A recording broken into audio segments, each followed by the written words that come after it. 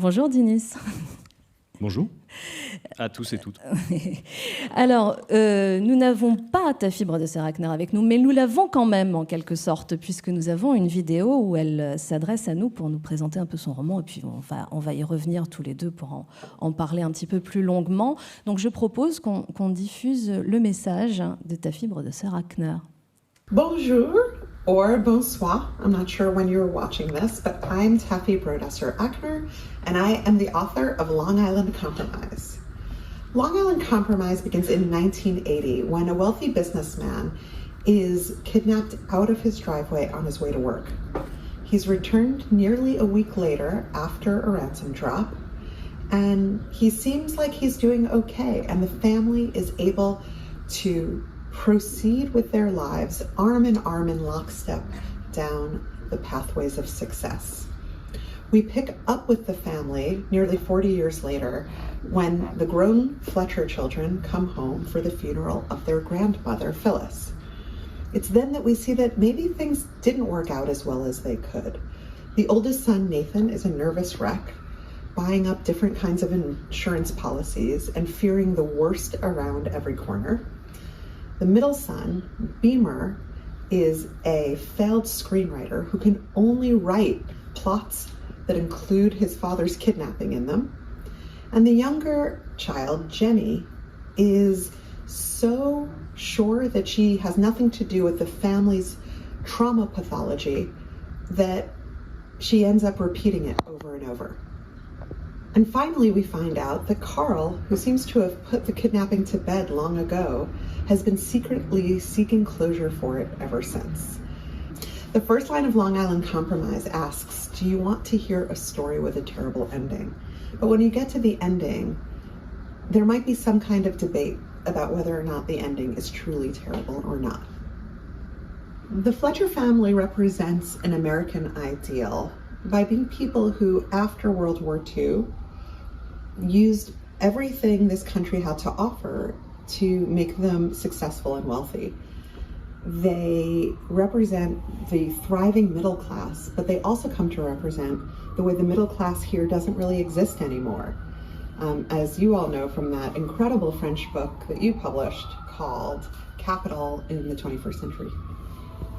I wanted to write about a very rich, very dysfunctional family because I wanted to ask questions about money that seem too obvious when you write about a middle class or a poor family. I wanted to ask questions about whether or not money can actually protect you, if anything can. And also, I could not resist the satire, considering all of the very wealthy families I've known in my life. Alors, ta fibre de Sarah Akner dit qu'elle n'a pas pu résister à la satire. Ah oui, on peut confirmer parce que ce livre est extrêmement drôle, Dinis. Un humour à la fois cinglant, délirant, parfois loufoque, très yiddish. Très yiddish aussi, hein, et c'est totalement assumé par ta fibre de Sarah Akner. Vous avez traduit ce livre. Peut-être quelques mots sur ta fibre de Sarah Akner. Qui est-elle, cette autrice? Qu'est-ce qu'elle représente aux États-Unis? Parce qu'elle n'écrit pas que des romans. Alors, à l'origine, ta fibre de Sarah Akner était journaliste. Elle s'est fait connaître en remportant plusieurs prix elle a commencé au New York Times en faisant des portraits de célébrités, ce qui lui a valu de remporter plusieurs prix. Et puis après, elle est devenue vraiment journaliste du New York Times. Elle a écrit un premier roman qui s'appelle Flashman is in Trouble, qui est sorti en 2019. La version française, sortie chez Calman, est sortie en 2020, il me semble, donc une année à peine. C'était moi qui m'étais chargé de la traduction déjà. J'avais déjà pris un énorme plaisir. C'était vraiment très bien. Et par la suite, ce premier roman a été adapté en mini-série avec dans le rôle titre Jesse Eisenberg qui était le personnage qui incarnait Zuckerberg dans Social Media et puis dans d'autres, Zombieland, il me semble, dans d'autres films. C'est le genre d'acteur américain dont on connaît assez peu le nom, mais dont on reconnaît très vite le visage. Et voilà. Donc avec un savoir-faire scénaristique aussi, c'est-à-dire une Tout à capacité fait, à créer des beaucoup. dialogues très très puissants. Elle s'est énormément impliquée en plus dans la conception et même dans le tournage, il me semble, de cette mini-série. Et voilà, elle continue. Alors, moi, j'ai l'impression que Long Island, et par la complexité, par les enjeux, par les partis pris d'écriture aussi, je crois qu'elle va encore plus loin. Alors, elle avait déjà poussé assez loin le délire dans Flashman a des ennuis. Là, elle va vraiment beaucoup plus loin avec une énorme gamme de personnages. Donc, c'est centré sur une fratrie de 3, une sœur, une petite sœur et 2 frères aînés, mais avec des dizaines de personnages secondaires qui ont tous évidemment leur grande importance. Oui, alors c'est une famille, elle l'a dit, hein, très très riche. Le drame originel, le kidnapping, autour de ce drame, toute la famille fait corps. Alors il y a la matriarche, hein, la grand-mère, qui est un personnage aussi très haut en couleur. Il y a évidemment l'épouse de Karl qui a été kidnappée. Et puis il y a, vous l'avez dit, les 2 frères et la sœur. On va retrouver cette fratrie à travers des récits qui vont se succéder, hein, et qui s'enchassent, je vais pas y arriver, s'enchassent, et qui chacun vont en quelque sorte nous exposer la vie qui est devenue la leur à la suite de ce drame. Parce qu'en fait, tout est bien qui finit bien, sauf que pas du tout. Pas du tout, on va se rendre compte à quel point ce drame originel aura impacté leur vie à chacun. Et ça les impacte d'autant plus, toutes et tous, que la politique familiale des matriarches, c'est-à-dire de la mère de Karl, donc le père qui s'est fait kidnapper, et de son épouse, qui suit un petit peu la politique de la matriarche et qui sera amenée évidemment avec le renouvellement des générations à devenir la nouvelle matriarche, et surtout faire l'impasse sur tout ça. Ça a été juste une parenthèse, et je crois que le leitmotiv, c'est arrivé à ton corps, ça ne t'est pas arrivé à toi. Et ça, c'est une phrase terrible. J'insistais sur l'humour yiddish tout à l'heure, c'est important aussi. C'est-à-dire ce rapport, cette idée que si ça n'arrive pas au corps, ça n'est pas arrivé. Il y a quelque chose aussi de cet ordre-là, donc de cette volonté de survivre à tout prix. C'est peut-être une considération moins drôle, parce que c'est vrai que derrière l'humour qui est encore une fois omniprésent dans le livre, il y a quand même derrière quelque chose d'assez tragique. Il y a quelque chose de tragique. Il y a une succession de tragédies, et comme elle le disait, en fait, il y a aussi cette notion de ce qui peut être considéré par à peu près 90% de la population comme une bénédiction, c'est-à-dire d'être riche, peut être aussi une tragédie, et l'être d'autant plus qu'elle est socialement pas considérée comme une façon d'avoir une mauvaise vie. Et il y a toute une gamme de... Alors, vous avez parlé du drame originel qu'est le kidnapping, mais au fil du livre, il y a aussi un drame originel qui s'est passé pour le patriarche, pour le grand-père qui a quitté l'Europe face à la menace nazie pour s'installer et pour créer son usine, et voilà, et s'offrir la vie qu'il ne pouvait pas avoir en Europe aux États-Unis. Il y a aussi un drame originel là-dessus qui est seulement révélé, alors on en parle pendant tout le bouquin, mais c'est vrai que c'est vers la fin du roman qu'on atteint à la vérité, à la vraie vérité des circonstances de son départ, qui sont beaucoup moins roses et qui sont beaucoup moins... qui participe beaucoup moins du mythe doré de la fuite des populations yiddish face à la menace nazie. Peut-être dire quelques mots donc, sur chacun des personnages, parce qu'elle les a évoqués, ta fibre de Sarah Akner, mais quand même détailler un peu qui sont Nathan Beamer et la sœur, dont là tout d'un coup j'ai un doute sur le prénom de la sœur. Jenny, voilà. Beamer d'abord, qui est mon préféré.